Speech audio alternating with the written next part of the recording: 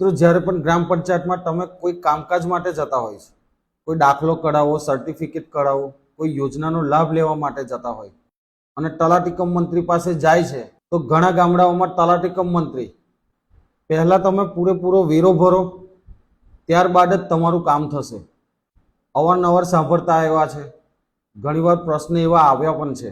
તો ગુજરાતના તમામ ગામડાના લોકોને કહેવા માંગુ છું કે જ્યારે પણ કોઈ કામકાજ માટે તલાટી કમ મંત્રી એમ કહેતા હોય કે તમે પૂરેપૂરો વેરો ભરો, ત્યારબાદ જ તમારું કામ કરવામાં આવશે, તો તમે સામે તલાટી કમ મંત્રીને સવાલ કરો કે આની માટે રાજ્ય સરકારનું કોઈ પરિપત્ર અથવા કોઈ ઠરાવ હોય તો મને બતાવો સાહેબ.